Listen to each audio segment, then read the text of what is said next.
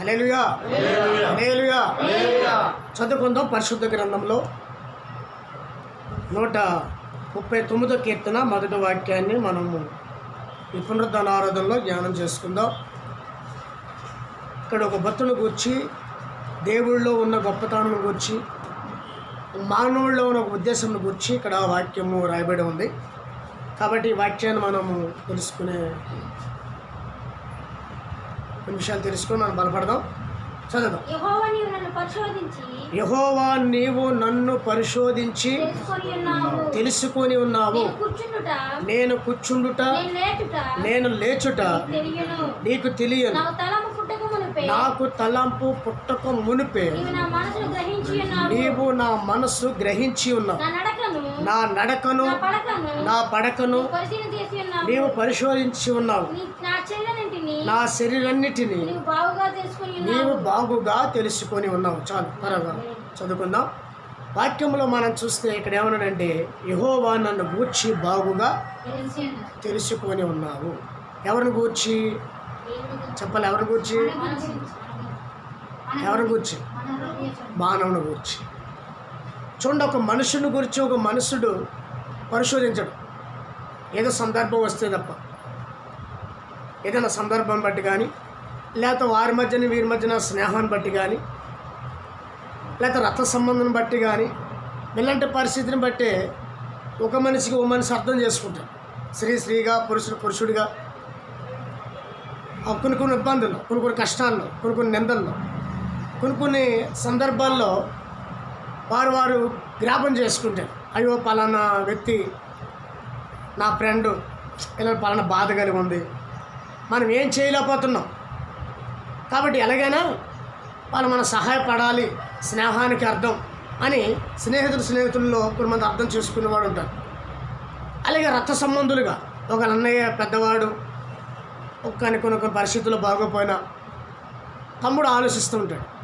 కొంతమంది తమ్ముడికి బాగోపోయినా అన్నయ్య ఆలోచిస్తాడు. అక్కగా బాగోతే చెల్లి ఆలోచిస్తుంది, లేక చెల్లికి బాగోతే అక్క ఆలోచిస్తుంది. ఇలాగా రక్త సంబంధం బట్టి, స్నేహం బట్టి, ఫ్రెండ్షిప్ని బట్టి ఆలోచించేవాళ్ళు ఉంటారు. కానీ సమాజంలో చాలామంది నశించిపోతుంటే, పాడైపోతుంటే, పీడింపబడుతుంటే, భయంకరమైన పరిస్థితులకి దిగజారిపోతుంటే అర్థం చేసుకునే వాళ్ళు చాలామంది తక్కువ. కాబట్టి ఇక్కడ దేవుడైతే మరి నువ్వు పుట్టిన కాడి నుంచి నీవి లోకాన్ని విడిచిపెట్టి వెళ్ళే వరకు కూడా నీ పక్షానుండే దేవుడై ఉన్నాడు. హల్లెలూయా. కాబట్టి ఆ దేవుడు ఆ భక్తుడిని పరిశోధించాడంట. చూడండి, ఒక మానవుడిని దేవుడు పరిశోధించడం అంటే ఆ మానవుడు ఎంత గొప్ప ధన్యుడో ఒకసారి మనం ఆలోచన చేద్దాం. అంటే మీకు అర్థమైందండి? ఓ మనుషుడిని ఎప్పుడు పరిశోధిస్తారు అండి? ఎప్పుడండి? ఏదైనా అనారోగ్యంగా ఉన్నప్పుడు, లేదా సాగు బ్రతుకుల్లో ఉన్నప్పుడు, లేదా ఒక దిక్కులేని పరిస్థితుల్లో ఆ మనుషుడు పరిశోధిస్తాడు. తర్వాత ఎప్పుడు పరిశోధిస్తాడు అంటే, నువ్వు బయటికి వెళ్ళి ₹1,00,000 అప్పు తెచ్చుకోవాలి. ₹1,00,000 అప్పు ఆ వ్యక్తి నీకు ఇవ్వాలంటే నిన్ను పరిశోధిస్తాడు. నువ్వు కట్టగలదువా? నీ క్యారెక్టర్ మంచిదేనా?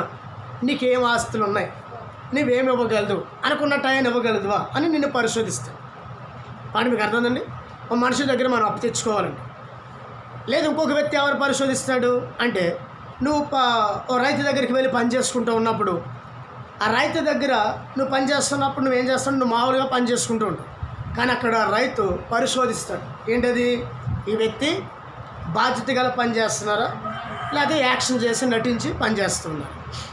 ఇలాగా అక్కడ పరిశోధిస్తూ ఉంటారు. మళ్ళీ ఎక్కడ పరిశోధిస్తారంటే, ఒక కుమార్తెకి కుమారుడి చేసినప్పుడు, లేదా కుమారుడికి కుమార్తెకి వివాహం చూసినప్పుడు అక్కడ పెళ్లి కొడుకు సంబంధించిన వాళ్ళు పెళ్లి కూతురుని పరిశోధిస్తారు. వాటి మీకు అర్థమండి? వాళ్ళు పెళ్లి కూతురు వాళ్ళు పెళ్లి కొడుకు కుటుంబాలు పరిశోధిస్తారు. వాళ్ళ క్యారెక్టర్ ఎలాంటిది, ఎలాంటి వాళ్ళు, మంచోళ్ళ, గయ్యాళోళ్ళ, లేకపోతే ఇలా మంచోళ్ళు కాదా అని వాళ్ళని పరిశోధించి వివాహం చేసుకుంటూ ఉంటారు. కొన్ని చోట్ల ఎక్కడ పరిశోధిస్తారంటే, మన బంగారు కొట్టుకు వెళ్ళినప్పుడు కానీ, బట్టల షాపుకి వెళ్ళినప్పుడు కానీ, గిన్నెలు లేదా ఏదైనా వస్తువులు కొనుక్కునే సమయంలో మన వాటిలో పరిశోధిస్తాం, ఈ మంచివి కాదని. వాటి మీకు అర్థమైందండి? అలాగే మనము వ్యవసాయం చేసినా, ఉద్యోగం చేసినా, వ్యాపారం చేసినా, ఏది చేసినా ప్రతిదీ కూడా పరిశోధించి మనం పని ప్రారంభిస్తాం.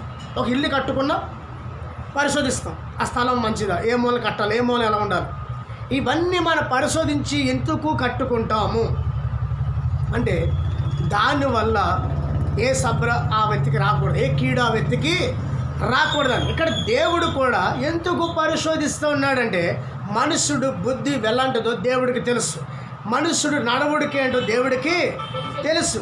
అందుకని ఇక్కడ ఏమన్నాడంటే యెహోవా నన్ను నీవు బాగుగా తెలుసుకొని ఉన్నావు. తర్వాత ఏమంటున్నాడు 2వ వచనంలో, నేను కూర్చుండుట నేను లేచుట నీకు తెలియను. అంటే దేవుడికి ఏం తెలుసు? నువ్వు ఎక్కడ కూర్చున్నావో దేవుడు తెలుసు, నువ్వెక్కడ నించున్నావో దేవుడు తెలుసు, నువ్వే మార్గంలో ప్రయాణిస్తున్నావో దేవుడికి తెలుసు. దేవుడికి తెలవంది ఏది కూడా లేదు. తర్వాత ఏముంటుంది 3వ వచనం, నా తలంపు పుట్టక మునిపే నీవు నా మనస్సును గ్రహించను. తలంపు అంటే నీ అవసరం ఏంటో, నీ అక్కరేంటో, నీ బాగువేంటో నువ్వు ఆలోచించక మునిపే దేవుడు తెలుసాడు. చెప్పండి ఏంటండి, దేవుడికి ఏం తెలుసు? మాట్లాడండి. సమస్తము తెలుసు. చూడండి ఇర్మియా గ్రంథము 29:11 వాక్యం చదువుదాం. ఇర్మియా గ్రంథములో దేవుడు భక్తుడిని ఏమంటున్నాడు, ఆ గురించి మాట్లాడుతున్నాడు. ఏమన్నా, నేను మిమ్మల్ని గూర్చిన ఉద్దేశించిన సంగతులు నేను వెరుగుదును, రాబో కాలమందు మీకు నిరీక్షణ కలిగినట్లుగా అది సమాధానకరమైన ఉద్దేశములే కానీ హానికరమే కావు. చూడండి ఇక్కడ ఏమని రాశాడు, మిమ్మల్ని గూర్చిన ఉద్దేశించిన సంగతులు నేను వెరుగుదును. అంటే నీకేం కావాలో దేవుడికి తెలుసు, ఏ టైంలో నీకు ఏది ఇవ్వాలో, ఏ టైంలో నిన్ను ఎలా నడిపించాలో, ఏ టైంలో నీకు ఏం సహాయం చేయాలో దేవుడికి తెలుసు. కాబట్టి ఇక్కడ దేవుడు ఎందుకు మనుషును పరిశోధిస్తూ ఉన్నాడు? మనుషుడు బుద్ధి మంచిది కాదు, మనుషుడు ఉద్దేశం మంచిది కాదు, మనుషుడు మార్గాలు మంచివి కాదు. అందుకని ఇక్కడ భక్తుడిని పరిశోధిస్తున్నాడు. ఎలాగ నడుచుకుంటున్నావు, ఎలా ఉన్నావు, నీ భక్తి ఎలా ఉంది, నువ్వు నా పట్ల ఎలా ఉన్నావు, నా పట్ల ఎలాంటి కృతజ్ఞత చూపిస్తూ ఉన్నావు, నువ్వు ప్రజల పట్ల ఎలా ఉన్నావు అనేది దేవుడు నిన్ను నిత్యము పరిశోధిస్తూ ఉన్నాడు. ఎప్పటి వరకు అంటే నువ్వు పుట్టిన కాడ నుంచి లోకాన్ని విడిచిపెట్టే వరకు కూడా నిన్ను దేవుడు పరిశోధిస్తూనే ఉంటాడు. అందుకనే మధ్య మధ్యలో మనం ఒక్కోసారి కాలుగుంటుతాం. కాలుగుంటడం అంటే అమ్మా కాలుగుంటడం అంటే ఒంట్లో పోవడం కాదండి. కాలుగుంటడం అంటే దేవుడికి విరోధంగా పనిచేయడం, దేవుడికి విరోధంగా మాట్లాడడం. అది మీకు అర్థమైందండి? దేవుడికి విరోధంగా పని చేయడం, దేవుడికి విరోధంగా మాట్లాడడం, దేవుడిని బాధ పెట్టే కొన్ని పరిస్థితుల్లో మనము వెళ్ళని చోట మార్గాల్లో వెళ్ళడం. ఇలాంటి పరిస్థితుల్లో మనము ఉన్నప్పుడు దేవుడు ఏం చేస్తాడంటే చూస్తాడనమాట. అప్పుడప్పుడు మనం కాలు గుండుతూ ఉంటాం కదా, ఆ కాలుని లైన్ చేస్తూ ఉంటాడు అనమాట. కాలు లైన్ చేయడం అంటే ఏదో అనారోగ్యం పెట్టడమో, గద్దించడమో, బుద్ధి చెప్పడమో, కొట్టడమో, ఏదో ఒకటి దేవుడు తన బిడ్డల్ని ఆ విధానంగా చేస్తూ ఉంటాడు. ఎందుకు దేవుడు ఆ విధానంగా చేస్తున్నాడు అంటే నీవు మంచి మార్గంలోనూ వెళ్ళాలని. చూడండి తర్వాత అదే అధ్యాయంలో 4వ వచనంలో కూడా రాశాడు, నా నడకను నా పడకను నువ్వు పరిశోధించి ఉన్నావు, నా శరీరాలన్నిటినీ నీవు బాగుగా తెలుసుకొని ఉన్నావు. యెహోవా మాట, చూడండి యెహోవా మాట నా నాలుకకు రాక మునిపే నీకు పూర్తిగా తెలిసి ఉన్నది. చూడ వెనక ముందును నీవు నన్ను ఏం చేశాడండి దేవుడు? వెనక ముందు. వెనకంటే ఏంటి? వెనకంటే ఏంటండి? వెనక భాగం. ముందంటే ముందు భాగం. అంటే దేవుడు ఇటు ఉన్నాడు. ఇప్పుడు నీకు నువ్వు వెళుతున్న మార్గంలో వెనకాల ఉన్నాడు. నీకు అర్థందా? వాటి మీకు అర్థందా? నీకు ఎదురైన అపాయం రాకోకుండా దేవుడు ముందు నడుస్తుంది. చిన్న బిడ్డని చేత్తో పట్టుకున్నప్పుడు మనం వెనకాల నడుతాం, ముందు నడుతాం. అది కూడా డౌట్ వచ్చిందా? డౌట్ వచ్చింది. అంటే ఎలా నడిపిస్తాం? చిన్నపిల్లలు అంటే తప్పులు అడుగులు వేసుకుంటప్పుడు అడుగులు వేసుకుంటే పిల్లలే నడుస్తున్నప్పుడు మనం వెనకాల ఉంటామా లేదా ముందు నడుస్తామా? వెనకాల ఉంటాం. ముందు ఏది రావడం? ముందు నడితే ఆ పిల్ల కాళ్ళలో పడం. కాబట్టి ఆ పిల్లోడిని ఇలా పట్టుకొని మనం ఇలా నడుస్తూ ఉంటాం చక్కగా ఇలాగ అందంగా. ఎలాగా చెప్పెప్పుడు ఇలా నడుచుకుంటే వెళ్ళేది ఎప్పుడు వాడి కాళ్ళ మీద నడిచినప్పుడు. వాడు నడవలేనప్పుడు చెప్పిన వాడు నడవలేనప్పుడు ఇలాగ పక్కకు వస్తాం సైడ్కి, అంటే ఇలాగ వెళ్తాం. అంటే ముందు కొద్ది బాగా నడుస్తున్నప్పుడు వెనక. అలాగే దేవుడు మనల్ని కూడా కొన్ని సందర్భాల్లో అలా నడిపిస్తుంటాడు. కష్టాల్లో, శ్రమల్లో, నిందల్లో నువ్వు పడిపోతున్నప్పుడు, కృంగిపోతున్నప్పుడు, వేదనతో ఉన్నప్పుడు, కన్నీటితో ఉన్నప్పుడు, దిక్కు లేనప్పుడు దేవుడు నీ పక్షాన ఉండి నేను ఉన్నాను నడువు అంటాడు. అలాంటి టైంలో దేవుడు నీకు చెయ్యొత్తిచ్చి నడిపిస్తూ ఉంటాడు.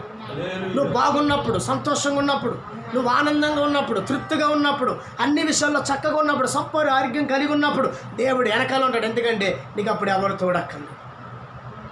వాడు మీకు అర్థమైందండి? ఏమర్థమైంది మీకు? దేవుడు నడిపిస్తూ ఉంటాడు.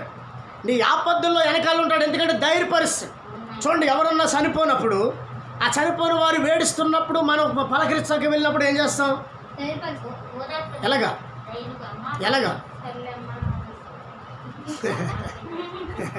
సర్లే అమ్మ, సర్లే కాదండి, ఎలా ఓదారుస్తుంటే ఇది వ్యక్తి మనిషి అనుకో. ఆ వ్యక్తి దగ్గరికి వెళ్ళి భుజం మీద చేసి తడుతూ ఉంటాం. వాడు మీకు అర్థమైందండి? అదేంటంటే వెనకాల మేము ఉన్నాము, మీకు మేము ఉన్నామని ధైర్యపరచడం. వాడు మీకు అర్థమైందండి? తర్వాత ముందు ఉండే మాట్లాడేవంటి వెనకాల నుండి ధైర్యపరిచింది. నవ్వుతూ ఉన్నప్పుడు వెనకాల ఎవరో తట్టరు. ముందుండే మాట్లాడి సెకండ్ ఇస్తామో లేదా వ్యతిరేకంగా మాట్లాడడమో ఆ వ్యక్తి ధైర్యపరుచు. కానీ ఒక వ్యక్తికి వెనకాల ఎప్పుడు ఉంటాడంటే బాధల్లో, శ్రమల్లో, కన్నీరులో ఉన్నప్పుడు. ఒక వ్యక్తికి ముందు ఎప్పుడు ఉంటాడంటే ఆ వ్యక్తి బాగున్నప్పుడు. వాడు మీకు అర్థమైందండి? అలాగే దేవుడు కూడా యెహోషువతో ఏం చెప్పాడో చూడండి. యెహోషువతో చక్కగా మాట్లాడాడు. యెహోషువ చింతిస్తున్నప్పుడు, యెహోషువ బాధపడుతున్నప్పుడు, యెహోషువ కొన్ని సందర్భాల్లో భయపడుతున్నప్పుడు, ఆందోళనతో ఉన్నప్పుడు దేవుడు ఏమన్నాడు? యెహోషువ గ్రంథం 1వ అధ్యాయంలో 6 క్వశ్చన్ మనం చదివితే అక్కడ ఒక మంచి మాట రాయబడి ఉంది. చూడండి, అక్కడ చదువుతాం. యెహోషువ గ్రంథం 1వ అధ్యాయం 6వ వచనం. నిన్ను విడవను, నిన్ను ఎడబాయను, నిబ్బరము కలిగి ధైర్యముగా ఉండుము. వారికి ఇచ్చినది వారితో పితరులతో ప్రమాణం చేసి ఈ దేశమును నిత్యముగా నీ ప్రజలను స్వాధీనపరచేదేవు. చూడు ఇక్కడ ఏమన్నాడు దేవుడు అంటే, నిన్ను విడవను, ఎడబాయను. ఎప్పుడు ఆ మాట? నువ్వు కృంగిన సమయాలు, నలిగిపోతున్న సమయాలు, బాధపడుతున్న సమయాల్లో, ఎవరు నాకు లేరే అనుకుంటున్న సమయాల్లో దేవుడు ఏమన్నాడంటే, నేను నీ పక్షాన ఉన్నాను, నిన్ను విడవను, ఎడబాయను. ఎందుకు దేవుడు ఆ మాట చెప్పాడు అంటే, ఒక మనుషుడు గురించి దేవుడికి తెలుసు, మనుషుడి ప్రయాణం దేవుడికి తెలుసు, మనుషుడి కష్టమేంటో దేవుడికి తెలుసు. చాలామంది ఒక వ్యక్తిలో మనం ఉన్నప్పుడు, ఒక వ్యక్తి బాధపడుతుంటే, కష్టపడుతుంటే వాళ్ళకి విరోధంగా ఉన్న వాళ్ళు ఎలా మాట్లాడతారు? వాళ్ళకి అలాగే ఉండాలరా, వాళ్ళు అలాగే అయిపోవాలరా, వాళ్ళకి ఇంకా బుద్ధి రావాలరా అని ఈ బాగున్నవాడు అచిత్రంగా ఉన్నవాడిని చూసి అవధానంగా మాట్లాడుతూ ఉంటాడు. కానీ వాళ్ళన్న వెడబాటు. ఈ రోజున రక్త సంబంధులు కూడా వెడబాటే. చూడండి, కరోనా లాక్డౌన్లో వచ్చేదాడికి కనీసం ఎవరైనా రక్త సంబంధిని ఇంటికి వచ్చి పలకరించడం ఉన్నారా? ఎవరైనా నేను ఆహ్వానం తీర్చేవాళ్ళు ఉన్నారా? ఎవరైనా సరే నీ కష్టాల్లో పంచుకునే వాళ్ళు ఉన్నారా? నీ భర్తకే కానీ, లేదా నీ భార్యకే కానీ, నీ బిడ్డకే కానీ, లేకపోతే నీ ఎవరికైనా తోడబుట్టే వాళ్ళకి కానీ, ఒక కరోనా పరిస్థితి కానీ, లేదా అనారోగ్య పరిస్థితి కానీ వచ్చినప్పుడు కానీ ఎవరైనా వచ్చి కనీసం ఫోన్ కూడా చేయట్లేదండి. మరి మీకు ఎవరైనా చేస్తున్నారు? మీరు బంధువులు, రక్త సంబంధులు ఏమండి? మా కరోనా స్టార్ట్ అయ్యాక 2020లో 2021లో కూడా ఇప్పుడు మా చుట్టాలు కానీ, మా బంధువులు కానీ చూసి ఎలా ఉన్నారా, ఆయన కరోనా వచ్చిందా, లేదా బాగున్నావా, లేదా ఎలా ఉన్నావు అడుగులోడు కూడా, బతుకున్నావా, తింటున్నావా, ఏంటి అన్నారు అన్నోడు అడుగులోడు కూడా చూసారండి. అదే కానీ అన్నీ బాగుండి నేను మేడల్లో, మిద్దుల్లో, కారులో, మంచి అంగంలో తిరిగితే అండి ప్రతి ఓడు నా ముందే ఉంటాడు, ప్రతి పనిమాలాడు కూడా వెనకాలే ఉంటాడు. అర్థమేంటి? అంగు ఆరుబాట్లను బట్టి ప్రేమించే లోకం ఇది, అంగు ఆరుబాట్లను బట్టి వెనకాల ప్రోత్సహించే లోకం ఇది. అర్థమైందండి? పరిస్థితులు బాగోకపోతే నిన్ను నీ కుటుంబాన్ని ఎవరిని పట్టించుకోలేని లోకం ఇది. హల్లెలూయా. కాబట్టి దేవుడు ఏమన్నాడు? దేవుడు ఇక్కడ ఏమన్నాడు? నిన్ను ఎడవను, నిన్ను ఎడబాయను. అదే మాట ఇక్కడ ఉంది, అదే మాట మత్తయి సువార్తలో కూడా అదే మాట కనపడుద్ది. మత్తయి సువార్తలో కూడా దేవుడు అంటాడు, నిన్ను ఎడవను ఎన్నడు ఎడబాయను. ఎడవను ఎన్నడూ నిన్ను ఎడబాయనని మత్తయి సువార్తలో రాయబడి ఉంది. ఇక్కడ ఏమన్నాడంటే దేవుడు నిన్ను ఎడవను ఎడబాయను, నువ్వు నిబ్బరమ కలిగి ధైర్యముగా ఉండము, నేను నీకు తోడే ఉన్నాను. హల్లెలూయా. ఎందుకు దేవుడు ఆ మాట చెప్పాడంటే నీ గురించి దేవుడు తెలుసు, నీ కుటుంబం ఏంటో దేవుడు తెలుసు, నీ బాధలేంటో దేవుడు తెలుసు, నీ అక్కర్లేంటో దేవుడు తెలుసు, నీ సమస్య ఏంటో దేవుడికి తెలుసు. సమస్య కష్టాలు నిందలు తీర్చగల దేవుడు ఏకైక దేవుడు ప్రభువైన యేసుక్రీస్తు. అందుకని ఇక్కడ ఏమన్నాడంటే మిమ్మల్ని కూర్చుని ఉద్దేశించిన సంగతులు నేను వెరగదును అనే మాట చెప్పాడు. ఇక్కడ కీర్తనలో ఏమన్నాడంటే నా యెహోవా నన్ను గూర్చి నీవు బాగుగా తెలుసుకుంటావు. ఇక్కడ మనం చదివినటువంటి యెహోషువ గ్రంథం 1వ అధ్యాయంలో మనం చదివితే 9వ వాక్యంలో ఏమన్నాడు చూడండి. 9వ వచనంలో కూడా చక్కని మాట దేవుడు చదివిస్తూ ఉన్నాడు. చదువుతాం. ఎంతలో మూసేశారా? నేను నీ ఆజ్ఞాపించిన నిబ్బరము కలిగి ధైర్యముగా ఉండము, దిగులు పడకము, జడియకము, నీవు నడిచే మార్గములో నీ దేవుడైన యెహోవా తోడే ఉన్నాడు. ఏమన్నాడండి దేవుడు అక్కడ? ఏమన్నాడండి? కుడివైపుకి కానీ ఎడవైపుకి కానీ తొలగకుండా నిబ్బరమ కలిగి ధైర్యంగా ఉండము. ఏంటి? దిగులు పడకు, జడియొద్దు, చింతపడొద్దు, నేను నీకు తోడే ఉన్నా, నీ మార్గములో తోడే ఉన్నాను, నీ కష్టాల్లో తోడే ఉన్నాను, నీ కన్నీళ్ళలోనే తోడే ఉన్నాను, నీ అక్కర్లో తోడే ఉన్నాను, నువ్వు అనుకున్న ప్రతి కార్యములనే తోడే ఉన్నాను అని దేవుడు అక్కడ చదివిస్తాడు. అయితే మనం ఏం చేస్తున్నాం? దేవుడు తోడు మనకు అక్కర్లా, డబ్బు అండి, సిరి సంపదలు, మనుషులు అంటుంటే చాలు అనుకుంటాం మనం. మరి ఏమి నిన్ను రక్షించగలదు చెప్పండి? ఎలాగని చెప్తే మరి భూమి మీద ఎంతమంది గొప్ప కోటేశ్వరులు లేరు ఏమండి? ఎంత గొప్పవారు లేరు, ఎంత గొప్ప మహానుభావులు లేరు. మరి వాళ్ళు ఎందుకు రక్షించగలేకపోతున్నారు? వాడు మీకు అర్థమైందండి? వాళ్ళుగా ఎందుకు రక్షించగలేకపోతున్నారంటే డబ్బు వల్ల మానవుడికి రక్షణ లేదు, సిరి సంపదల వల్ల మానవుడికి రక్షణ లేదు, అధికారుల వల్ల మానవుడికి రక్షణ లేదు. హల్లెలూయా. అందుకని కీర్తనకారుడు ఏమన్నాడంటే రాజుల వల్ల అయినను మనుషుల వల్ల అయినను రక్షణ లేదు, వారిని మీరు నమ్మవద్దని ఎందుకన్నాడు? రక్షణ అంటే ఏంటి? ఏమండి రక్షణ అంటే ఏంటి?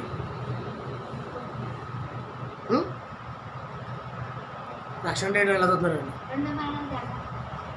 రక్షణ అంటే ఏంటండి? రక్షణ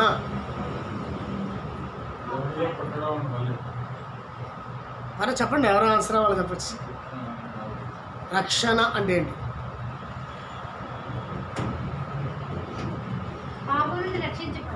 అదే రక్షణ అంటే ఏంటంటే అనగా పాపులని అనలేదు. రక్షణ రక్షణ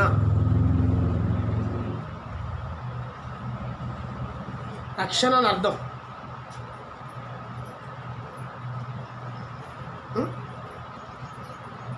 రక్షణ దానికి కావాలి ఆన్సర్. అదే దేవుడు మనం రక్షించడం, దేవుడు మనం కాపాడడం, దేవుడు మనం రక్షణ అంటే ఏంటని అడుగుతున్నాను. మరి అదేనండి రక్షించబడమే రక్షణ అని అడుగుతున్నాను. రక్షణ గురించి మాట్లాడుతున్నాను నేను. మళ్ళీ భద్రత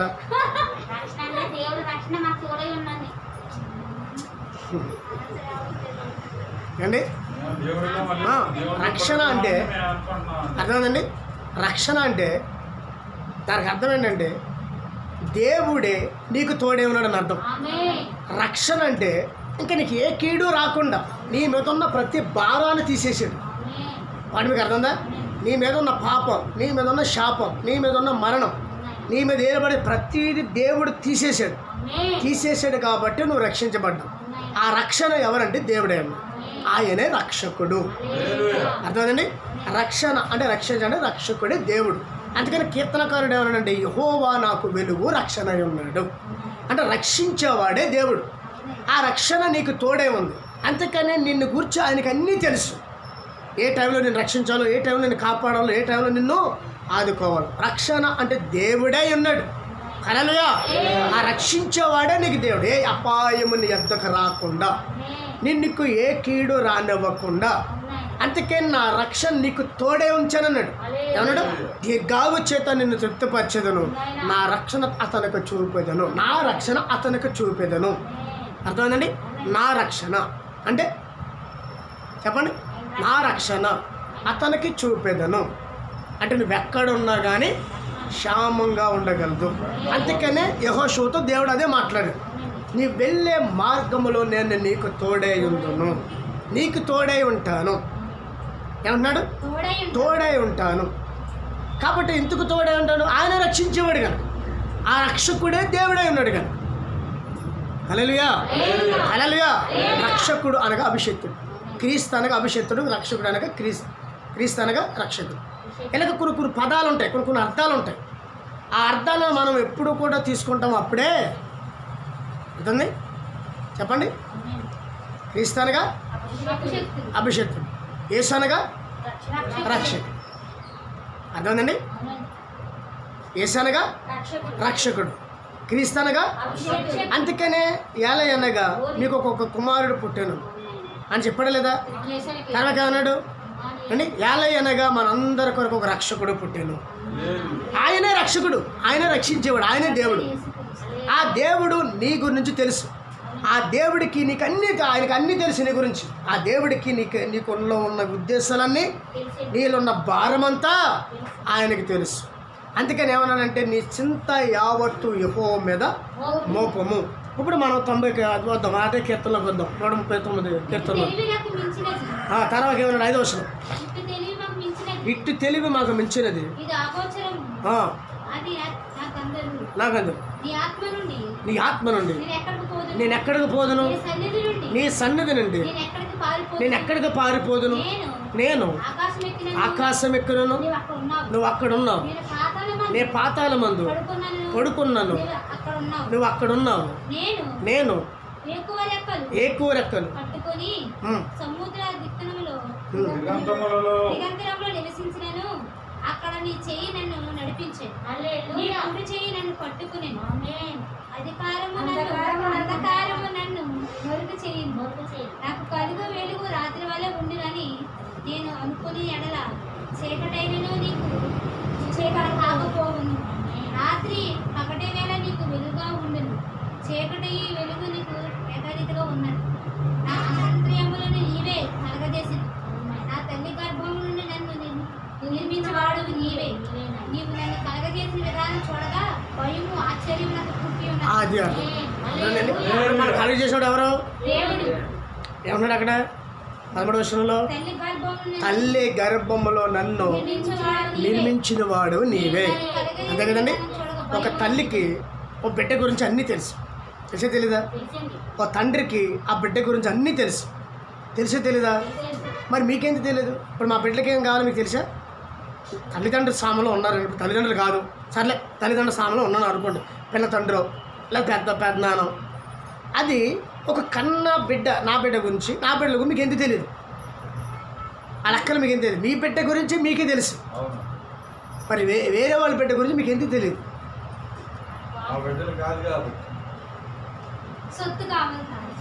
ఒక బిడ్డ వేరే నీ బిడ్డ ఏడుస్తుంటే ఓదారుస్తాం, బాధల్లో ఉంటే ఎత్తుకుంటాం, ప్రతి విషయంలో అన్ని సౌకర్యాలు ఇస్తాం. అదే అవసరత, అదే దుఃఖం, అదే కష్టం వేరే పక్క వాళ్ళ బిడ్డ ఉంటే ఎందుకు నువ్వు స్పందించవు? చూసారండి ఎంత ఎడబాటు ఉందో. ఏ ఎడమైనా ఊరి ఎడమైనా ఎడబాటు ఎందుకు వచ్చిందని అడిగాను నేను అన్నది పేగు గురించి కానీ ఊరి గురించి మాట్లాడట్లే.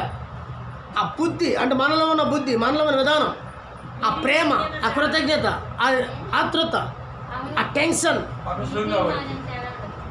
ఏంటి ఎందుకు చెప్పండి. చూసారండి ఎంత ఎడబాటు. నువ్వు ఆ నరుడివే, నువ్వు ఆ 9 మాసాల మొత్తానే కన్నావు, కంటే పుట్టావు, బయటికి వచ్చావు. ఏమండి? నిన్ను కోసిన రక్తమే, నన్ను కోసిన రక్తమే. నీకదే శ్రమ, నాకదే శ్రమ, నీకున్నది అదే ఇల్లు, మీకున్న ఏ పరిస్థితులు అది మాకే ఉన్నాయి. కానీ ఇక్కడ ఎడబాటు ఎలా కనపడిందో చూడండి. ఇక్కడ దేవుడికి ఎందుకు అనిపించలేదు, మనుషులకి ఎందుకు అనిపిస్తుంది? చూసారండి ఎంత మీరు ఇక్కడ బాగా అర్థం చేసుకోవాలి. నిన్ను గూర్చి ఉద్దేశించిన సంగతులు నేను వెరుగుదును అని దేవుడు అన్నాడు. ఆయన అంటానికి కారణం ఉంది. కాబట్టి ఇక్కడ నీ కన్న బిడ్డ మీద ఉన్నంత విధానం, నీ కడుపును పుట్టిన బిడ్డే నడిచి గొక్కుని ముందు పడితే నాయమ్మ నాయమ్మ అని వెళ్ళిపోతాం. ఆ రాళ్ళలో నడతారు, నానా గుచ్చిపోతారు రాయి అంటాం. ఆ రోడ్డు మీద దొరే ఎలకరా రోడ్డు మీద లారీలు అంటాం. జ్వరం వస్తే దడదలు ఆడిపోతాం, రోగాలు వస్తే బాధపడిపోతాం, ఎవరన్నా ఏదనంటే వాళ్ళ మీదకి వెళ్ళి దెబ్బలాడుతాం. మరి నీ బిడ్డ మీద ఉన్నంత ఆతృత అదే బిడ్డ గొప్పని కూడా రే పడిపోయాను ఆయన లేకమ్మా ఎవరబ్బాయివో అంటాం. రాళ్ళు అంటే వెళ్ళిపోతే అరే నాన్న అలాగరా పడిపోతారా ఎవరబ్బాయినో పడిపోతా అంటాం. ఎవరైనా రోడ్డు ఉండదు చిన్నపిల్లడు ఎవరైనా వదిలేసారు గాడిదలో పాపం చిన్నపిల్లలు వదిలేసారా అంటాం. అరే నాన్న ఎందుకు నువ్వు అని ఎత్తుకుంటావా? అదే చేయడు పక్కదే ఇస్తాం, లేదా అలాగ ఎత్తుకొని అలాగ ఇచ్చేస్తాం. అలాగే నీ కన్న బిడ్డకి ముక్కలాడు సీడు కాడితే చక్కగా తీసి నాయమ్మే అని పాడేస్తాం. ఏడ్చి ఎక్కి వేడిస్తుంటే నాయమ్మ అని మొత్తం నువ్వు పట్టుసేరైనా ఏదైనా సరే తుడిచేస్తావు. అదే ఇంకొక బిడ్డ అదే ఏడుపులో ఉంటే నువ్వు ఆడ శివుడు ఎందుకు తీయవు, ఆవిడ కన్నీడు ఎందుకు తొడవు, ఆడే జ్వరంలో ఉంటే నువ్వెందుకు? నీ బిడ్డకి ఇచ్చినంత ప్రేమ ఆ బిడ్డకి ఎందుకు ఇవ్వంటే వాడు మీకు అర్థమైందండి. రక్త సంబంధం అంత ఎడబాటు ఉంది. రక్త సంబంధం, నీ రక్తం పంచుకునే బిడ్డ, నీ మీద ఆ అధికారం, ఆ బిడ్డ మీద ఉన్న అధికారం నీకు తప్ప ఏ బిడ్డ మీద నీకు అధికారం లేదు. అలాగే దేవుడు కూడా మనల్ని ఆయన కన్నాడు. దేవుడు ఆయన పోలిక చొప్పున మనల్ని చిక్కుకున్నాడు. గర్భంలో వేసిన వాడు ఆయనే, గర్భంలో రూపించిన వాడు ఆయనే, భూమి మీద తీసుకొచ్చిన వాడు ఆయనే, నిన్ను పెంచి పెద్దవాడు చేసిన వాడు ఆయనే, నీకు అన్ని సౌకర్యాలు చూసింది ఆయనే, నిన్ను ఈ లోకాన్ని విడిచిపెట్టి తీసుకెళ్ళేది కూడా ఆయనే. ఎందుకని? ఆయనే నీ కన్న తండ్రి. చెప్పండి, ఆయనే మన కన్న తండ్రి, ఆయనే మనల్ని పుట్టించును. అందుకనే ఆయనకి అధికారం ఉంది ఆ బిడ్డ మీద. అందుకని ఆ బిడ్డ పడిపోతుంటే దేవుడు బాధపడుతున్నాడు, ఆ బిడ్డ తొలగిపోతుంటే దేవుడు బాధపడుతున్నాడు. ఆ బిడ్డ మా రాళ్ళు అంటే కష్టాల బాట, ఏమంటే పడిపోవడం అంటే మొయ్యలేని భారం, రోడ్డు మీద వెళ్ళడం అంటే ప్రమాదకారం. అలాంటి పాపములను శాపములను మరణాలను భయంకరమైన పరిస్థితులు తన బిడ్డ వెళుతుంటే దేవుడు సహించలేకపోయాడు, దేవుడు తట్టుకోలేకపోయాడు. నా బిడ్డని నేను ఎలాగైనా రక్షించుకోవాలి, నా బిడ్డని నేను రక్షించుకోవాలని అత్యున్నతమైన సింహాసనం దిగి తన బిడ్డ కోసం వచ్చాడు. హల్లెలూయా. పడిపోతున్న నిన్ను లేవనెత్తాడు, శిథిలమైపోతున్న నీ బ్రతుకును బాగు చేసాడు. ఏమండి, నువ్వు ప్రమాదకరములమని అంటే నరక అగ్నిలోకి స్థితిలోకి వెళ్ళిపోతున్న సమయంలో రాగానే దేవుడు నిన్ను పట్టుకొని లేపి ఎత్తుకున్నాడు. యెషయా గ్రంథాల్లో రాయబడి ఉంది ఏంటంటే, తల్లి గర్భముల నుంచి భూమి మీద పడిన కాడి నుంచి త్రల్ల వెంట్రుకలు మురిసిన కాడి వృద్ధుడయ్యే వరకు నేను ఎత్తుకొని లాలించదు అన్నాడు. ముదిని వచ్చే వరకు, బాల్యము నుండి ముదిని వచ్చే వరకు కూడా నేను ఎత్తుకొని లాలిస్తాను అన్నాడు. ఎందుకని ఏంటి? మనం ఆయన బిడ్డలం, అర్థమైందా? ఆయన బిడ్డలం కాబట్టి ఆయన స్వరూపంతో పుట్టిన మనము ఆ స్వరూపము ఆదిలోనే ఆదమమ్మకు పోగొట్టుకున్నారు. అర్థమైందండి? అదే స్వరూపము దేవుడు మనకి ఎప్పుడు ఇచ్చాడు చెప్పండి? ఆ స్వరూపం మనకి ఎప్పుడు ఇచ్చాడు దేవుడు? మళ్ళా ఆయన కాచిన రక్తం పునరుత్థానం ద్వారా మరలా ఆ రూపం, ఆ మహిమ, ఆ ఆశీర్వాదం, ఆ సమాధానం, ఆ ఐక్యత, దేవుడితో జీవించే విధానం మనకు లభించింది. హల్లెలూయా, హల్లెలూయా. అందుకే మనం అబ్బా తండ్రి అని ఆయన అడగడానికి సరిపోతాం, ప్రార్థించడానికి జరుగుతుంది. నేను నా తండ్రి, నా దేవా, నా డాడీ అని చెప్పుకున్నాం మనం. ఎందుకంటే అది మరలా ఎలాగ అనుగ్రహింపబడిందంటే ఆయన సిలువలో కాచిన రక్తము ద్వారా మరలా ఆయన మనల్ని కొనుక్కున్నాడు, దత్త చేసుకున్నాడు. ఇప్పుడు దత్తపుత్రుల మాట మనం చెప్పండి, ఎవరు మనం? దత్తపుత్రులు. అందుకని దేవుడికి అన్నీ తెలుసు. నువ్వు ఏ స్థితిలో నశించిపోతున్నావో, ఏ స్థితిలో పాడైపోతున్నావో, ఏ స్థితిలో పడిపోయావో, ఏ స్థితిలో కృంగిపోతున్నావో, నీకు, నీ పక్క వారికి, నీ పొరుగు వారికి, నీ రక్త సంబంధులకి, నీ కన్నవారికే తలపవచ్చు కునుకునన్ని. కానీ దేవుడికి అన్నీ తెలుసు. చెప్పండి ఏంటండి? చెప్పండి కదా అక్కడ ఏమన్నాడు? మిమ్మల్ని కూర్చొని ఉద్దేశించిన సంగతులు నేను పెరిగి ఉన్నాను. చూడండి మరి ఇప్పుడు కింద చదువుతాం. అదే 9వ వచనం.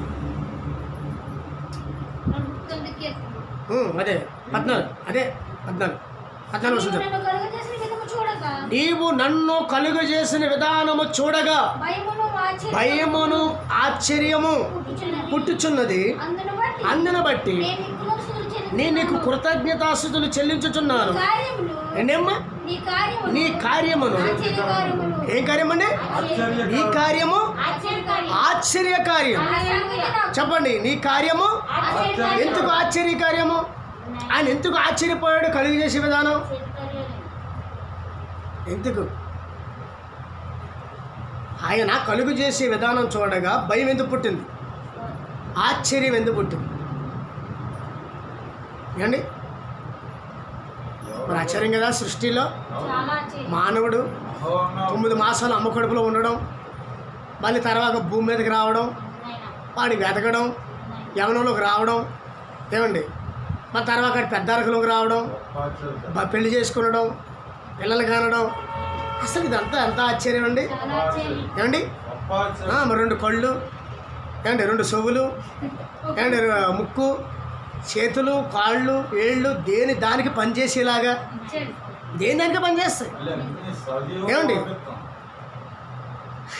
ఈ చెయ్యి నువ్వు చెప్తేనే చెయ్యంది అనుకో, అది మీకు అర్థమైందండి. ఈ చెయ్యందా, ఇక నేను చెప్తేనే నువ్వు చెయ్యాలి అని అందనుకోండి, నువ్వు చెప్తే చేసింది అందనుకోండి, అది చెయ్యవా అని ఇది ఉందనుకోండి, మనం ఏమైపోతాం? ఏండి అంటే విధానం మీకు అర్థం అవ్వాలండి. ఈ కాళ్ళు నేను ఎట్టు నడవంటే నడువాను, నువ్వేది నడుతావు, నేను వెనక్కి నడుతాను అందనుకో, నువ్వు వెనక్కి నడుతాను ముందుకు నడుతాను అందనుకోండి, ఇది ఎలా నడిచింది ఏమైపోతాం? ఎక్సర్సైజ్ ఎలా ఉండదు, ఈ కాలు వెళ్ళిపోతాం. ఏమండి అర్థమండి? ఈ కొన్నేమో నీవు ఇలా చూడు, నేను ఇలా చూస్తున్నాను అనుకోండి, ఎటు వెళ్తావు? అంటే అవయవాలు దేవుడు ఈ బాడీలు ఎలా ఇచ్చాడు చూడండి, ఎలా కంట్రోల్ అవుతుంటుంది రోబోలాగా. విచిత్రం కదా. ఈ సృష్టిలో మనము ఒక మనుషుడిగా ఏమండి ఈ విధానంగా ఉండడం అంటే అసలు మానవుడికి గుర్తిస్తున్నాడా అండి? నా దేవుడు గొప్ప, నా దేవుడు గొప్ప, నా ఊరు గొప్ప, నా ఊరు గొప్ప, నా కులం గొప్ప, నా కులం గొప్ప అనుకుంటూ వెళ్ళిపోతూ ఉన్నాడు. కానీ అసలు సృష్టికర్త నిన్ను ఎలా నిర్మించాడండి. ఏమండి? ఒక బొమ్మను తయారు చేయడం, ఒక రోబోని తయారు చేయడం పెద్ద విచిత్రమేం కాదు. ఏమండి? రోబోని తయారు చేస్తాం, పెద్ద పెద్ద బొమ్మలు తయారు చేస్తాం, ఏమండి, ఆయన చాలా అంతరాలు తయారు చేస్తున్నాం, నరులు కూడా తయారు చేయాలని ప్లాన్ చేశాడంట ఎవరో ఒక శాస్త్రవేత్త. అదేనండి, ఒక మనిషిని తయారు చేయాలని ఎంతో ప్లాన్ చేసి సేమ్. ఇంకా దేవుడితో పని లేదు, ఇంకా దేవుడితో పని లేదు. దేవుడైనా మనుషులు సృష్టించగలడు, దేవుడైనా మానవుడు కూడా చేస్తాం. సూర్యచంద్రుల్ని దింపేస్తున్నాం, ఏమంటే ఎన్నెన్నో చేస్తున్నాం, గ్రహాలు చూస్తున్నాం, ఎక్కడెక్కడ ఉన్న ప్రతిదీ చూస్తున్నాం. ఆఫ్టర్ ఆల్ మానవుడు అంతా మానవ తయారు చూశాడంట. మానవుడు సేమ్ అదే పుట్టిక, అదే శరీరం, అదే ఎముకలు అన్నీ తయారు చేశాడంట. అన్నీ తయారు చేయడు కానీ ప్రాణం చేయడానికి లేదు. ప్రాణం పెట్టేలా చేశాడంట, ఏదో పెట్టాడంట లోపల. కానీ ఈ మనుషుడు ఎలా ఉన్నాడో అది అలా పనిచేయట్లేదంట. మనం ఉన్నానండి, మిత్రం అందరం ఉన్నాం. ఏమంటే బయటికి వెళ్ళానంటే మీరు వెళ్తారు, అది తెమ్మంటే తెస్తారు. ఎందుకని? దేవుడు మీకే ఏ నిమోరు ఇచ్చాడో దేవుడు నాకు అదే నిమోరు ఇచ్చాడు. కానీ పద్ధతులు వేదాలంటే కొన్ని వేరేలు ఉంటాయి అనుకోండి, అంతా ఒకటే. అదే మైండ్, అదే విధానం, అదే నడక, అదే చేతులు, అదే కాడు. కానీ ఉద్దేశాలు కొన్ని పద్ధతులు మాత్రం దేవుడు వెరైటీకి ఇచ్చాడు. లేకపోతే చాలా తేడాలు వచ్చేస్తాయి, చాలా తేడాలు వచ్చేస్తాయి అన్నమాట. ఇంకా అలాగే ఎలాంటి తేడాలు కాదు, ఒకే మైండ్. అది కూడా ఇప్పుడు మార్చడం ఉన్నాడు, అది ఒకే మైండ్ కలిగి ఉన్నారు. ఆ కాలంలో లేవెల్లో చూస్తే అక్కడ కూడా ఒకే మైండ్ కలిగి ఉన్నారు, ఒకే భాష కలిగి ఉన్నారు. ఏమండి? దేవుడి కంటే ఎక్కువగా ఒక శిఖరం కట్టాలని ప్లాన్ చేశారు, అలా కష్టపడ్డారు. ఆకాశ అంచులో కట్టాలని చూశారు. దేవుడితో పని లేకుండా ఉందామరా అన్నట్టు వెళ్ళిపోయారు. లేకపోతే దేవుడు మొత్తం కూల్చేసి వాళ్ళ భాషలు మార్చేసి వాళ్ళ బుద్ధులు మార్చేసాడు. వాడు మీకు అర్థమైందండి? అలాగే దేవుడు ఒక మనిషిని తయారు చేయడం అసలు ఆశ్చర్యం అండి. ఆశ్చర్యం, ఎంత ఆశ్చర్యం, ఎంత ఆశ్చర్యం. చేయి తీసేసి ప్లాస్టిక్ చేయి పెట్టాడు అనుకోండి, తేడా కనబడిపో. ఏమండి కాలు తీసి కాలుకి ఇంకో ప్లాస్టిక్ తగిలించడం ఇంకో చెక్కతో తేడా కనపడుతుంది. ఆ కాలు తీసేయాలి అనుకున్నప్పుడు దేవుడే ప్రత్యక్షమే కాలుని బాగు చేస్తే ఆశ్చర్యం. చెయ్యి తీసేయాలి అన్నప్పుడు అక్కడ ఇన్ఫెక్షన్ అయిందంటే అక్కడ దేవుడు ప్రత్యక్షమే చెయ్యి తీయక్కర్లేదని బాగు చేసేస్తారు, ఆశ్చర్యం. అంతేనండి. మరి ఈ కలుగు చేయడం ఎముకలు, కండలు, నరాలు, ఎన్ని నరాలు ఉన్నాయి మన కడుపులో చెప్పగలదండి? ఏమండి మన ఏళ్ళు ఎన్ని నరాలు ఉన్నాయి, మన చేతులు ఎన్ని నరాలు ఉన్నాయి, మన కాళ్ళు ఎన్ని నరాలు, మన పట్ల ఎన్ని నరాలు ఉన్నాయి, మన తలకి ఎన్ని నరాలు ఉన్నాయో ఇవన్నీ ఆయన ఆలోచించాడంట. ఎవరు? కీర్తనాకారుడు ఆలోచించాడంట. అస్సలు అది ఆలోచించి అయ్యా నన్ను తల్లి గర్భములు ఎలా తయారు చేసావు? ఇప్పుడు బయట తయారు చేయడం కాదు మేను పాయింట్, మీకు అర్థమైందండి? నన్ను గూర్చి బాగుగా నువ్వు తెలుసుకున్నావని అన్నాడు కదా. ఇక్కడ మనుష్యుడు బయట తయారు చేస్తాడు. ఏంటి? ఒక రోబోని తయారు చేసిన, ఒక బొమ్మలు తయారు చేసిన మనుషుడు భూమి తయారు చేస్తాడు. మరి తల్లి గర్భంలో పిండాన్ని ఎలా తయారు చేశాడు? ఆశ్చర్యం కదండి. చూడండి 51వ కీర్తన చదవండి, అక్కడ రాశాడు 51వ కీర్తన. అక్కడ చూడండి ఎంత చక్కగా చెప్పాడు. ఆయన కలుగు చేసే విధానము ఎలా ఉంది తీసారా? 51వ కీర్తనలో మనం చదివితే ఎక్కడి నుంచి 4 కాడి చదవమ్మా.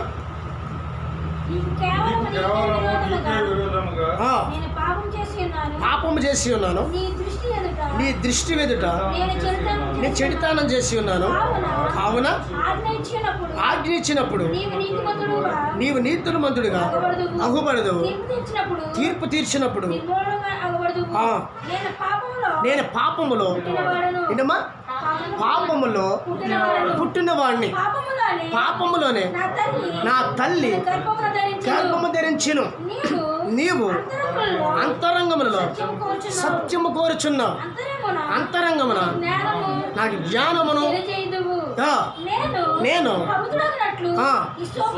ఇషోపుతో నా పాపమును పరిహరింపము, ఇమము కంటే తెల్లగా ఉన్నట్లు నీవు నన్ను కడుగుము. ఎంత బాగా చెప్పాడు చూడండి.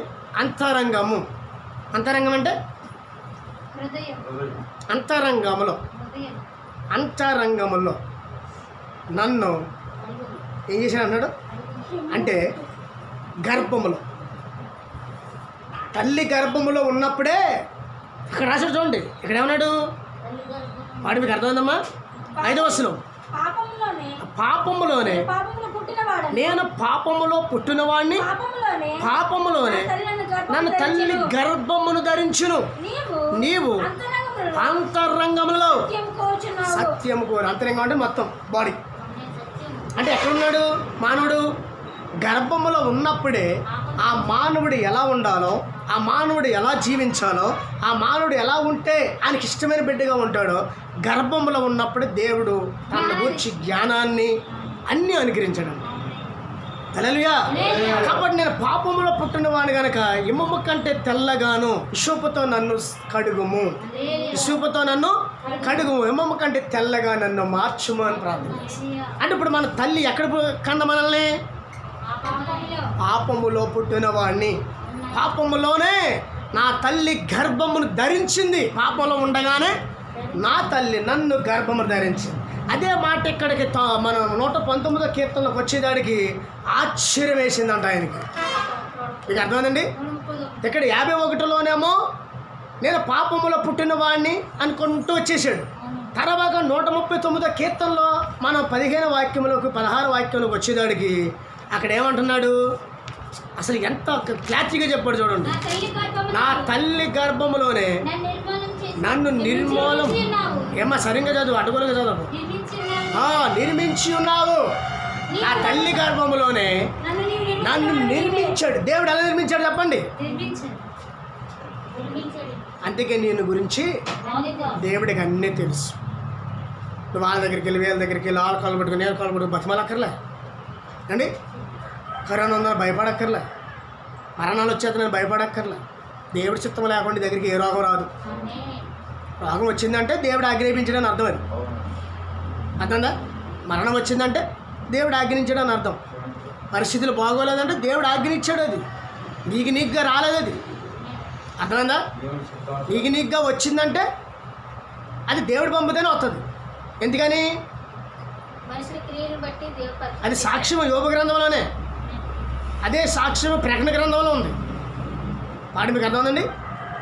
యోబు దగ్గరికి వెళ్ళినప్పుడు దేవుడు ఆజ్ఞ ఇచ్చాడన్నమాట వెళ్ళమని. ఎవరిని?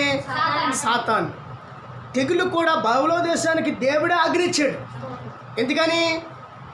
మనుషులు చెడుతాను, మనుషులు దుర్మార్గత, దేవుడు అంటే లెక్క లేపడం, సన్నిధి అంటే బాధ్యత లేపడం, సేవకుడు అంటే గౌరవం లేపడం, వాక్యం అంటే లెక్క లేకుండా ఉండడం, ఇష్టానుసారంగా మనుషుడు ఉన్నప్పుడు అప్పుడు పంపుతాడు దేవుడు. పిల్లలు మనం ఎప్పుడు కొడతాం?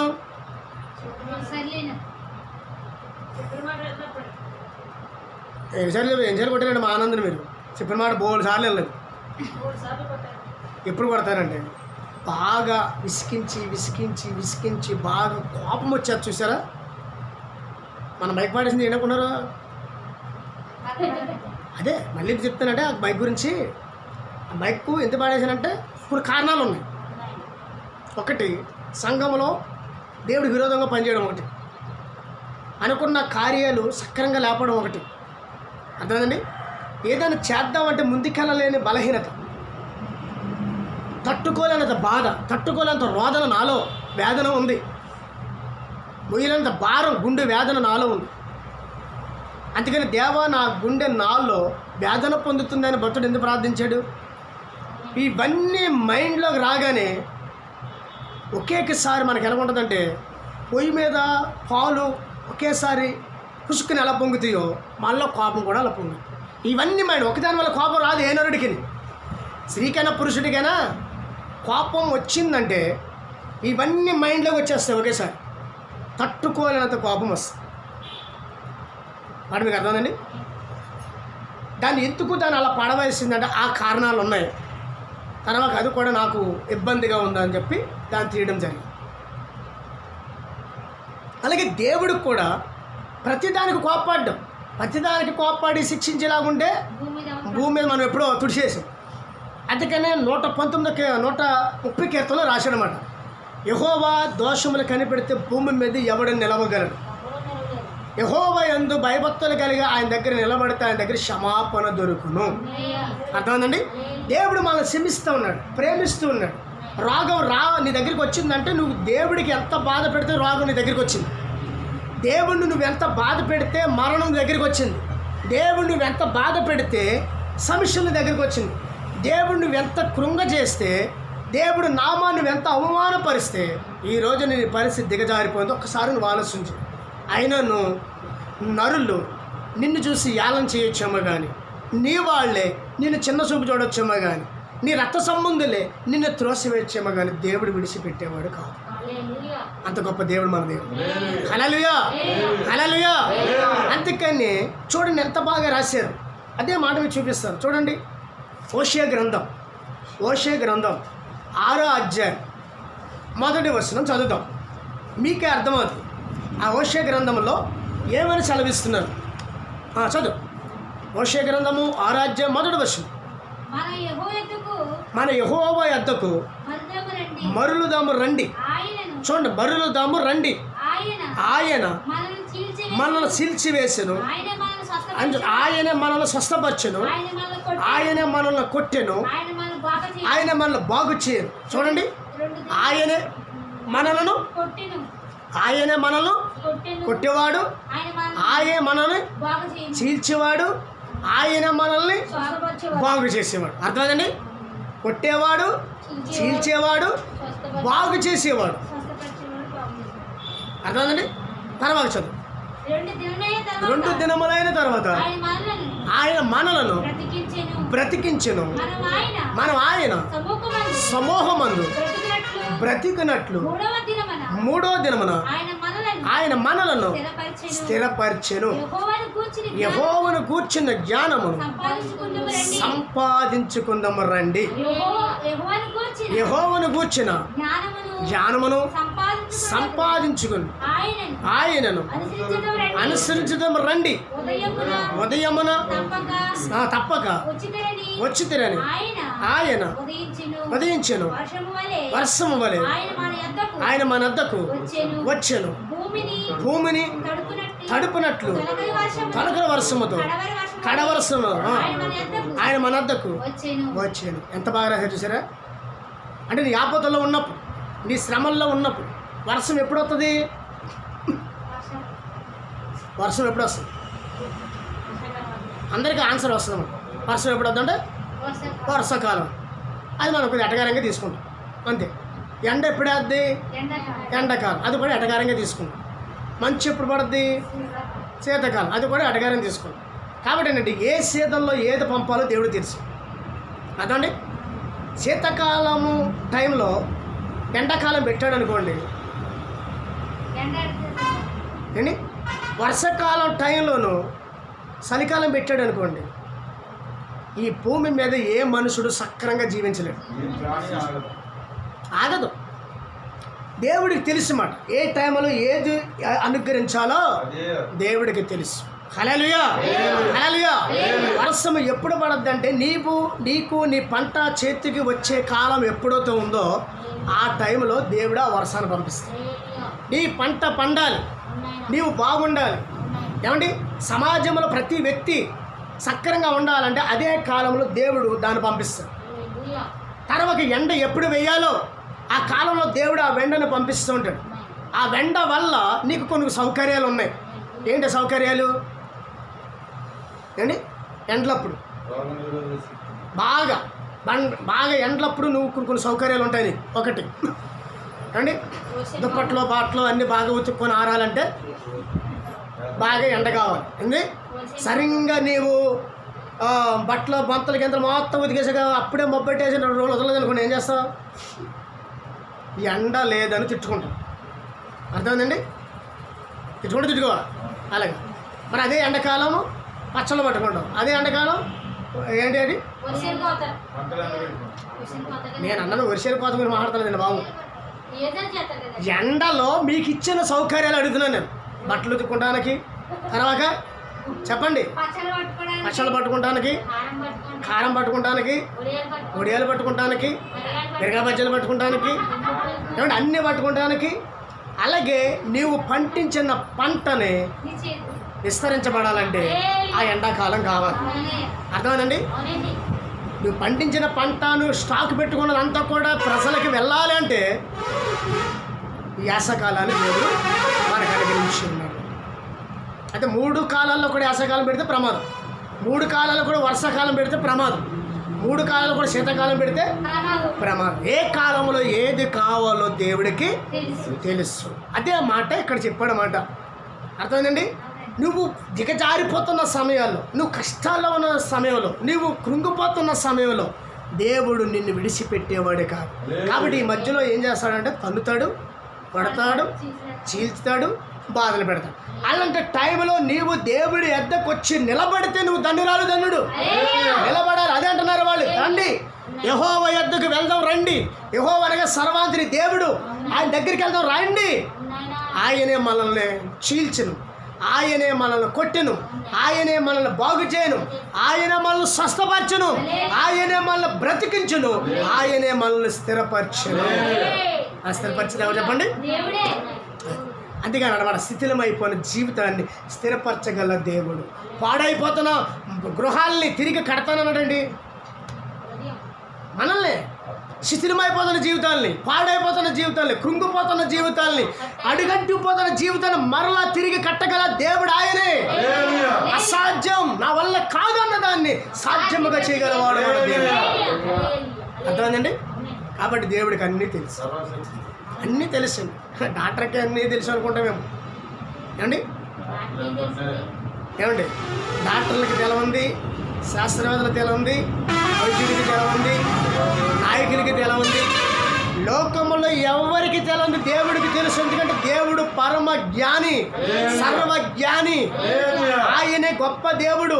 అందుకని యెహోవా ఉదయమున మన దగ్గరికి వచ్చును, ఆయన జ్ఞానమును మనం సంపాదించుకుందాం అంటున్నాడు.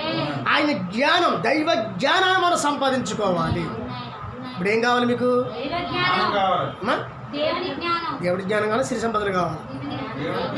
అందుకనే షొలోమో కూడా అదే చెప్పాడు. మనం షొలోమాన్ని దేవుడు నీకు ఏం కావాలో నేను ఇస్తాను, నీకు ఏ రాజ్యం కావాలో రాజ్యం నీకు ఇస్తానని దేవుడు చెప్పాడు.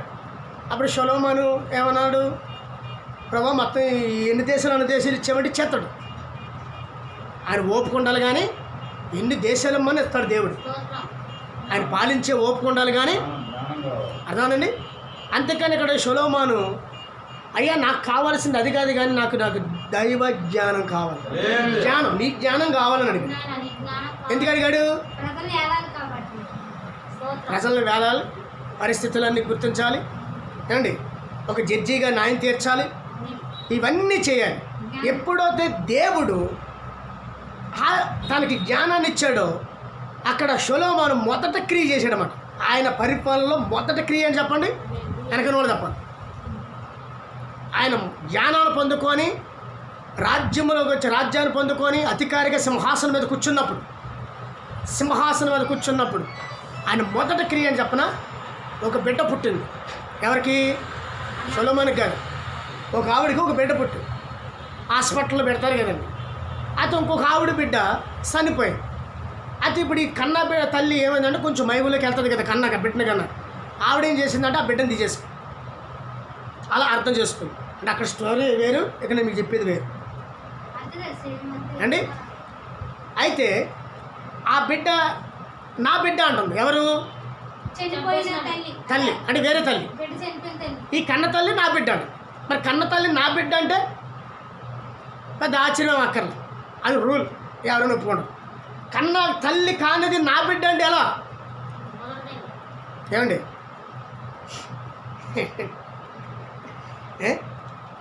ఈడు నా మొగుడు అంటే ఏదో దేనికైనా ఏడమంటారా అని చెప్పచ్చు. ఏమండి, ఇది నా పిల్లం అంటే నీ బాధ మీద పడంటారా అని అనొచ్చు. మరి ఒకే గర్భంలో వచ్చిన వాడు ఇద్దరు గర్భంలో ఎలా వస్తాడు? ఆశ్చర్యమే కదండి. వాడు మీకు అర్థందా? ఏమండి, ఒకే మొగుడు వచ్చి ఇది నా పిల్లం, ఇది కాదండి, ఇది నా పిల్లం అంటే ఏదోలో చేయొచ్చు. లేదా ఒకే భర్త వచ్చి ఇది నా పిల్లం అంటే ఏదోలో చేయొచ్చు. కానీ ఒకే తల్లి గర్భంలోంచి వచ్చిన ఇద్దరు తల్లిలు ఎలా ఉంటారు? ఆశ్చర్యం ఉందా? ఏమండి, మీకు ఆశ్చర్యం అనేది ఇక్కడ? ఆశ్చర్యం కదా. భార్యలు తీర్పు తెచ్చవచ్చు, భర్తలు తీర్పు తెచ్చవచ్చు, కానీ ఒకే బిడ్డ ఒక గర్భంలోంచి వచ్చిన ఇద్దరు గర్భంలోంచి ఎలా వస్తాడు? అప్పుడు మొదటగా కలిగిన జ్ఞానోదయం కలిగిన దేవుడి జ్ఞానాన్ని కోరుకున్న జ్ఞానంతో పాటు దేవుడు సిరి సంపదలు, అధికారాన్ని, రాజ్యాంగాన్ని ఇచ్చాడు. ఆ మొదటి క్రియ ఏంటి చెప్పిన? వెళ్ళి ఖడ్గం తీసుకురావన్నాడు. ఆ ఖడ్గమే ప్రభు అని యేసుక్రీస్తు. హల్లెలూయా. ఖడ్గం తీసుకున్నాడు. ఖడ్గం అనగా కత్తి. ఆ కత్తి యేసుక్రీస్తు. అందుకని దేవుడు ఏమన్నాడు? నేను 2 అంచెలు గల ఖడ్గమై ఉన్నాను. అందుకని దేవుడు కొన్ని సందర్భాల్లో శత్రువుల మీద, దుర్మార్గుల మీద, దుష్టుల మీద, దేవుడి పిల్లల మీద, అడ్డం తిరిగిన వాళ్ళ మీద కొన్ని సందర్భాలు దేవుడి పిల్లల మీద కూడా దేవుడు ఖడ్గాన్ని ఉపాయించాడు. ఖడ్గం అంటే వాళ్ళని గద్దించడం, కొట్టడం, చీల్చడం, చంపడం, ఇలాంటివి జరిగింది. తీసుకురామని చెప్తే తీసుకొచ్చారు. కాబట్టి ఏమో నువ్వు బాధపడకు, ఈ బిడ్డని 2 ముక్కలు చేయండి, ఓ ముక్క తల్లికి ఇవ్వండి, ఈ ముక్క ఈ బిడ్డకమని చెప్పి మొదట తీర్పు మాట. అది స్టార్టింగ్లో ఆయన మొదటగా తీర్పు తీర్చాడనమాట. అప్పుడు కన్న తల్లి ఎలా ఉంటుంది? నా బిడ్డని దొంగతనంగా పట్టిపోయే తల్లి మనసు ఎలా ఉంటుందో ఆలోచించండి. వీళ్ళిద్దరు మనసు ఎలా ఉంటుంది? కన్న బిడ్డని 2 ముక్కలు చేస్తే కన్న తల్లి హృదయము, మనస్తత్వం ఎలా ఉంటుంది? అదే బిడ్డని 2 ముక్కలు చేస్తే నా బిడ్డ అనుకునే దొంగతనంగా వచ్చి ఈ తల్లి మనసు ఎలా ఉంటుంది?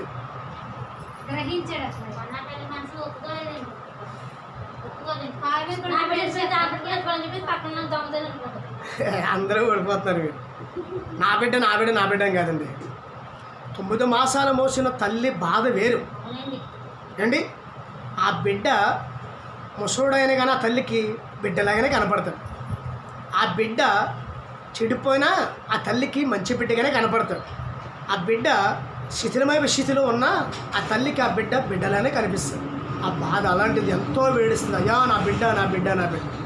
కానీ నిన్న మీకు చెప్పాను చూసారా, ఒక బిడ్డ నడుచుకుంటూ వెళ్తుంటే పడిపోతుంటే ఆ కన్నె తల్లి అయినా గలిపోయి నా బాబుని ఎత్తుకుంటుంది. అదే పక్కడది, అరే నాన్న పడిపోని లేపుతారు. ఆ ప్రేమకి ఈ ప్రేమకి ఎంత తేడా.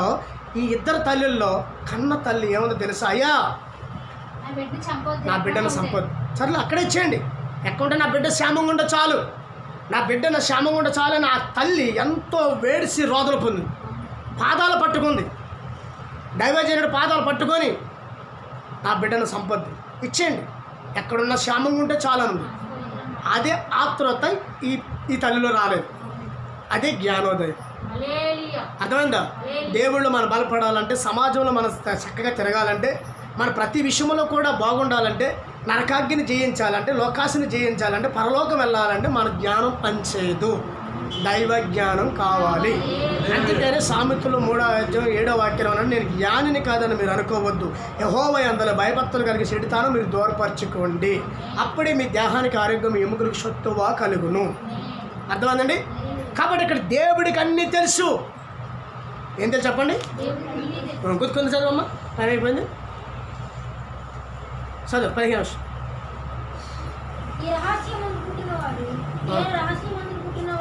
ఏం చదువుతున్నావు?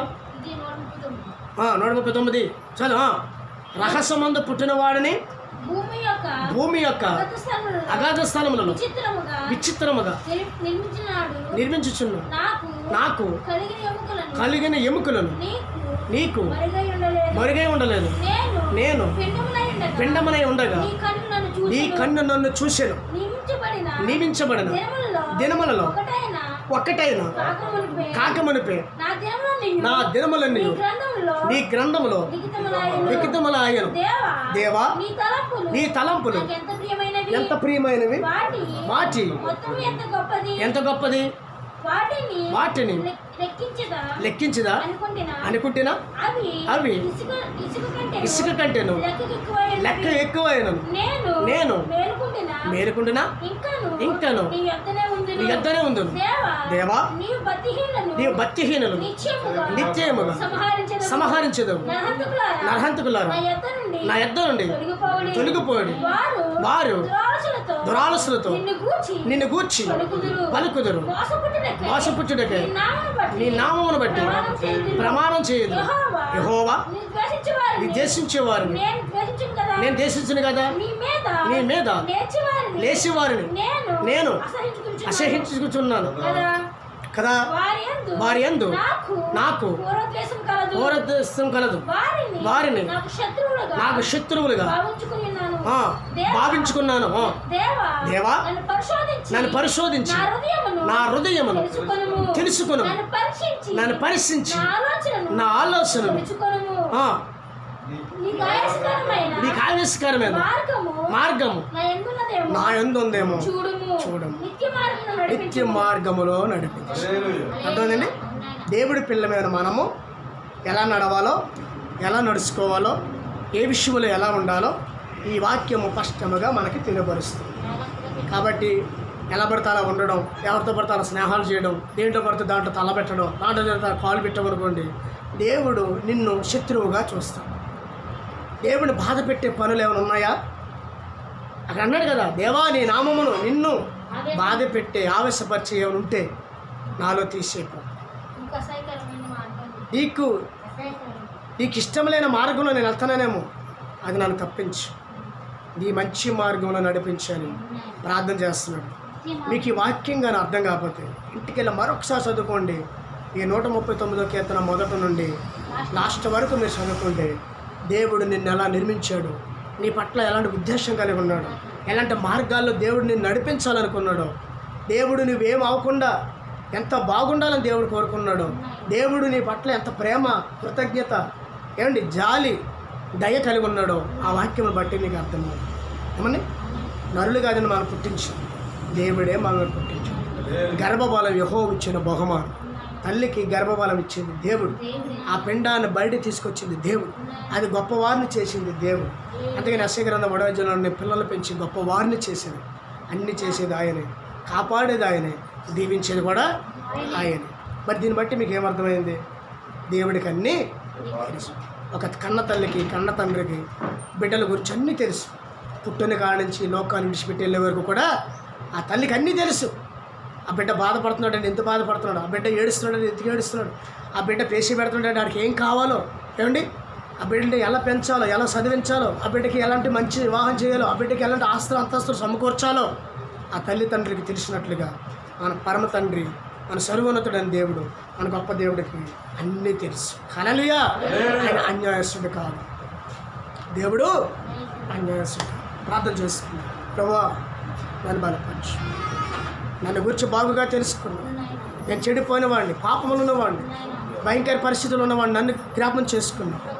పడిపోతాను నన్ను, చెడిపోతాను నన్ను, నాశనం అయిపోతాను నన్ను, పతనానికి వెళ్ళిపోతాను నన్ను రక్షించావు. ఆయన నన్ను జ్ఞాపం చేసుకుని, ఎవరు నన్ను జ్ఞాపం చేసుకుని, ఎవరు నన్ను తలంచలేదు, ఎవరు నన్ను రక్షించలేదు, ఎవరు నన్ను ప్రేమించట్లేదు ప్రభా. నా బాధల్లో, నా శ్రమలు, నా ఆర్థికల్లో, నా కృంగని వేళలో నీవే నన్ను జ్ఞాపం చేసుకున్న ప్రభా అని అంత ప్రార్థన చేద్దాం. ప్రతివారు ప్రార్థన చేద్దాం. ప్రతివారు ప్రార్థన చేద్దాం. యేసయ్యా యేసయ్యా యేసయ్యా యేసయ్యా అని ప్రతివారు కూడా ప్రార్థన చేద్దాం. యేసయ్యా యేసయ్యా అని దేశం కొరకు, రాష్ట్రం కొరకు, అధికారుల కొరకు, అందరి కొరకు ప్రార్థన చేద్దాం. నశించిపోతున్న ఆత్మ కొరకు ప్రార్థన చేద్దాం.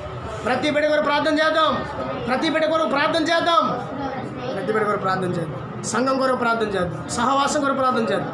ప్రపంచం, దేశం, రాష్ట్ర అధికారుల కొరకు, పరిపాలిస్తున్న ప్రతి బిడ్డ కొరకు ప్రార్థన చేద్దాం. స్తోత్రం స్తోత్రం. దేవుడికి అన్నీ తెలుసు. ఆయనకంటే గొప్ప దేవుడు భూమి మీద ఎవరు లేరు.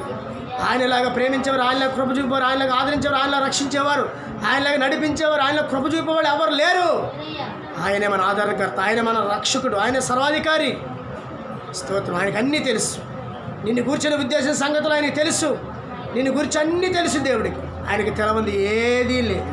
నువ్వు అడగకముందే, నీ అక్కర తెలియకముందే, నీ బాధలు రాకముందే ఆయనకి అన్నీ తెలుసు. సమస్తము వెరిగిన దేవుడు, సమస్త అధికారం కలిగిన దేవుడు. ఆయన్నే వేడుకొందాం, ఆయన అడుగుజాడలు నడుద్దాం. స్తోత్రం స్తోత్రం స్తోత్రం. ప్రార్థన